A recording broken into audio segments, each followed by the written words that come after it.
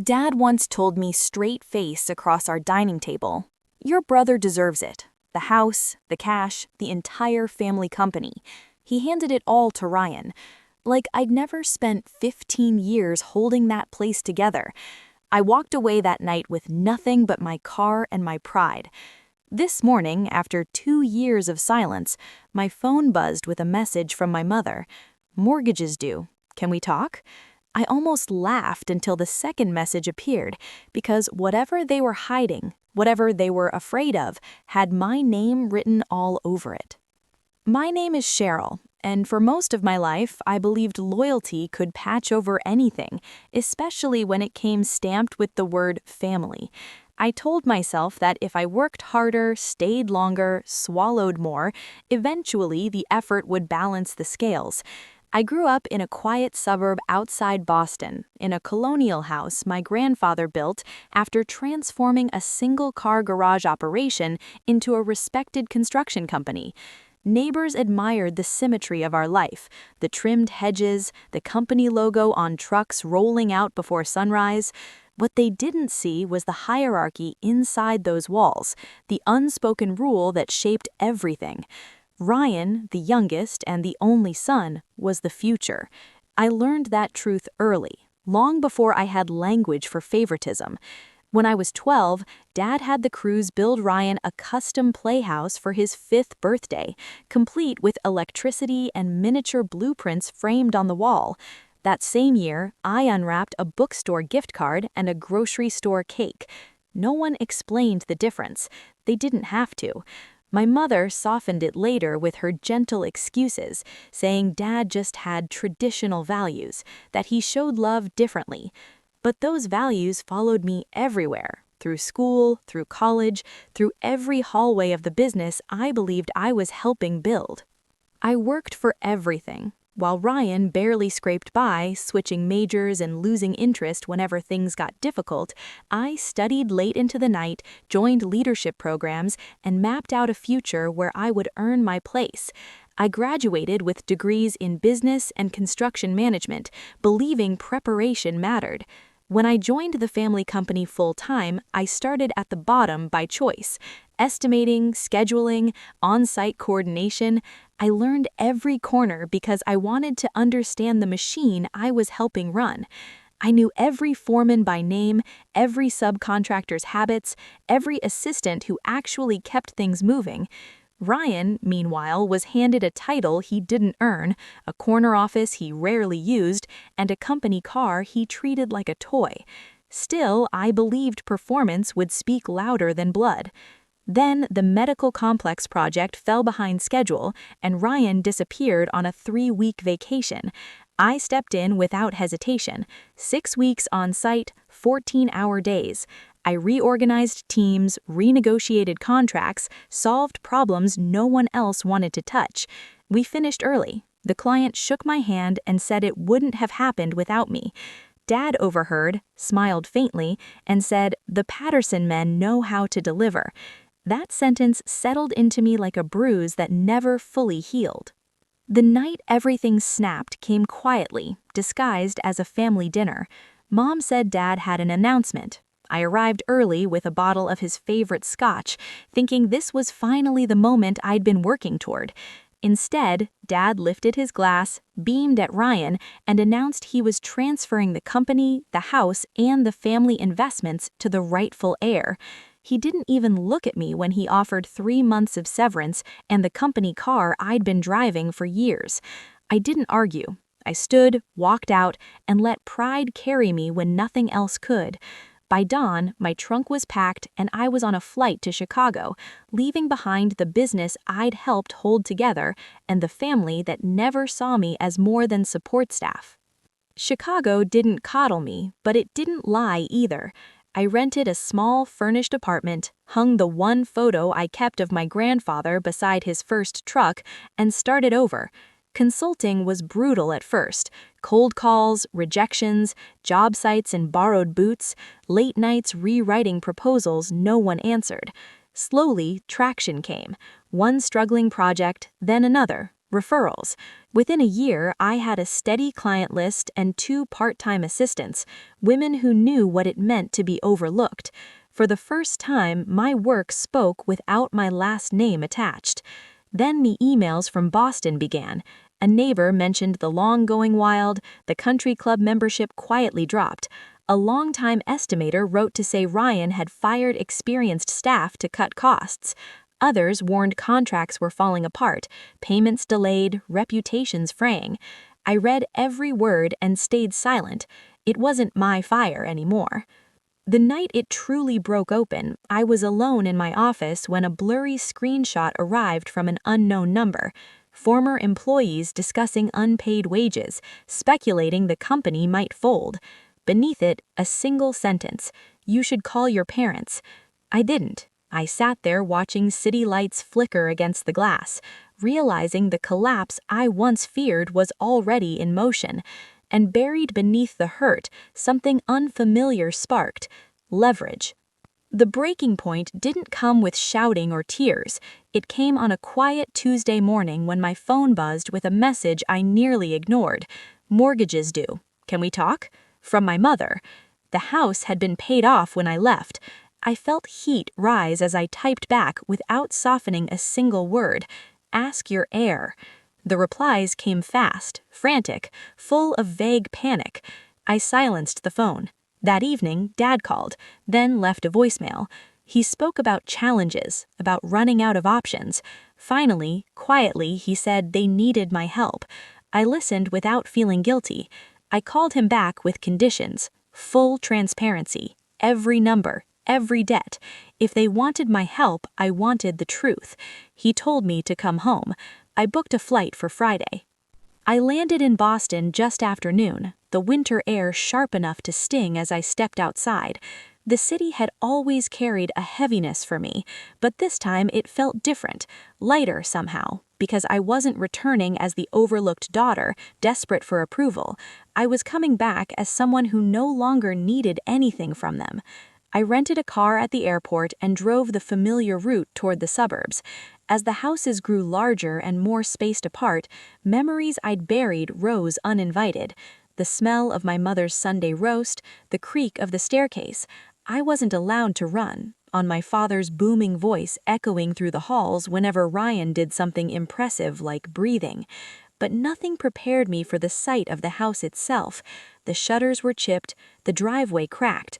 The lawn, the same lawn my father once treated like a public monument, was patchy and brown. The absence of the company truck parked proudly out front was louder than any foreclosure notice could ever be. I stepped inside without knocking. The door wasn't even locked. The living room looked like an evidence board. Stacks of payments, bills, loan statements, contractor disputes, and red-stamped warnings covered the coffee table. My mother sat on the couch, wringing her hands.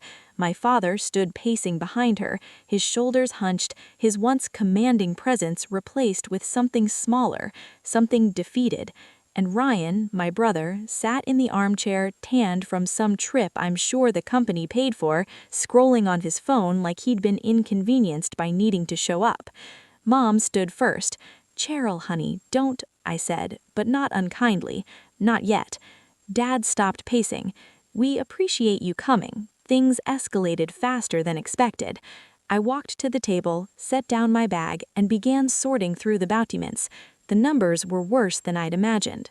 Missed payments, penalties, piling on penalties, project delays so long they'd triggered breach of contract claims.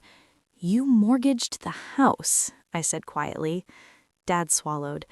"The company needed cash flow, just temporary." "Is that what you told the bank?" I held up a notice stamped in bold red. "Because they don't seem to agree." Ryan finally looked up. "Can we not do this right now?" Dad said. "You're here to help, not lecture." I turned toward him slowly. "You think this is a lecture?" His smirk faltered. I picked up another stack. Expense summaries, travel charges, vendor statements. "Tell me, Ryan, did you think the company wouldn't notice dozens of personal trips billed as client development? The boat, the Florida condo, the resort weekends, what is this, spa packages?" Ryan's jaw tightened. I was building relationships. That's what a CEO does. You weren't a CEO, I said. You were a child handed a loaded weapon. Dad cleared his throat. Cheryl, no, I said. We're not softening this. Mom looked between us, her eyes full of the fear people get when they realize the consequences have finally caught up. I opened one more folder, loan statements Ryan had signed, without understanding the interest terms or the repayment schedule. These decisions didn't just drain the company, I said. They drained your retirement. They jeopardized the incomes of 47 employees. And then, when the house you chose over me fell into trouble, you contacted me because suddenly the daughter who didn't deserve it was useful again. Dad winced. Cheryl, I know what I said, and I regret you don't get to apologize yet. I cut in. We're not done. Ryan crossed his arms. You always think you're so perfect. You don't know what it's like to run a company. I laughed, a short, sharp sound. Ryan, I ran it for 15 years. You just took the credit. The room went silent. I sat down, folding my hands on the table. Okay, let's get to why I'm actually here, because I assume you didn't call me just to confess your mistakes. Dad sighed. We need a restructuring plan. The bank is threatening legal action. Clients are leaving. We thought if you could return in a leadership capacity, maybe COO or CFO. No, I said immediately. Mom blinked. But sweetheart. No. I leaned forward. I'm not coming back as an employee. I'm not putting my name and reputation on the line while Ryan keeps a title he never earned. Ryan scoffed. Excuse me? Quiet, I said, not raising my voice but making the air shift. Anyway, Dad's shoulders sagged. What do you want, Cheryl? Finally, the real question. I want controlling interest, I said. Majority ownership, full decision-making authority, operational, financial, strategic, everything. Ryan stood so fast the chair scraped. Absolutely not. This is my company. I tilted my head. Is it? Because it looks like the bank owns more of it than you do. Dad ran a hand over his face. Cheryl, majority is a big ask. So is rescuing a sinking ship, I replied, but I'm the only one in this room who has done it before. Mom's voice cracked. But the company has been in the family. It still will be, I said, but under someone who can actually keep it alive. Ryan shook his head. This is insane. Dad, you can't let her do this. She left. She gave up. That hit something in me, not because it was true, but because it showed exactly how little he understood. I didn't give up, I said quietly. I was pushed out. The night Dad told me I didn't deserve what I built, that you were the heir, I realized staying would cost me more than leaving ever could. Dad closed his eyes, shame flickering across his face. I continued, now you want me back. You need me back. But if you want my expertise, if you want my integrity, if you want the results I know I can deliver, then it comes with terms, clear ones, which are, Dad asked weakly. I counted them off with my fingers. 1, majority ownership. 2, Ryan steps down from any financial or operational authority. 3, I choose the leadership team. 4, complete transparency. Every payment, every bill, every contract. 5, you don't interfere, not once. Ryan exploded. You're ruining everything. No, I said, I'm saving it, something you were never willing to do. Mom covered her mouth. Dad stared at the table. Ryan paced like a cornered animal. Finally, Dad whispered, if we say no, then you lose the house, the company, and every employee you trusted you, I said calmly, and I walk away again for good. A long, trembling silence filled the room. Then Dad reached for a pen. Mom squeezed her eyes shut in relief or maybe resignation. Ryan looked at me with something between hatred and fear, but it didn't matter. The document sat on the table. Dad signed first. Mom followed, her hand shaking. When the pen slid toward Ryan, he hesitated. This isn't fair, he muttered. Neither was the last 15 years, I replied. He signed. And just like that, the power that had been denied to me my entire life shifted into my hands with a single stroke of ink. But signatures were the easy part. Now I had to save the company that broke me on my terms. Saving the company wasn't glamorous. It was early mornings on job sites where subcontractors eyed me with a mix of hope and disbelief. It was late nights in the office rebuilding systems Ryan had torn apart. It was phone calls with vendors I'd known for years asking them to give us one more chance with my name, not my father's, as the guarantee. I rehired the people who'd been pushed out. Martin returned, relief softening the edges of his usual seriousness. Dolores came back 2 days later, hugging me so tightly I felt years of exhaustion leave my body. Together, we rebuilt from the inside out. Transparent budgets, realistic timelines, clean contract reviews, quality checks that didn't get waved away for convenience. Ryan stayed, but under limits he didn't like. Client relations only, no credit cards, no authority. Some days he sulked, some days he tried. All of it was noise I chose not to absorb. By month 4, the bleeding had stopped. By month 6, we were breaking even. By month 9, 2 clients returned, cautious but willing to test the new management. When the first profitable quarter hit, my father called just to say, "You did it." No speeches, no excuses, just acknowledgement. My parents sold the house, settling into a smaller place closer to town. When I visited, they seemed lighter, humbled, maybe more aware of the world beyond tradition. As for me, I hired a seasoned executive to run Boston's day-to-day while I returned to Chicago. My office there felt different now, not like a hiding place, but a beginning I had chosen. One evening, looking out over the skyline, my phone buzzed. A message from Mom. "Thank you for saving our legacy." I typed back slowly. It was never about legacy, it was about finally doing what was right. In the end, rescuing the company wasn't the victory people assume. The real win was reclaiming my place in a story that once tried to write me out. I didn't return for approval or forgiveness.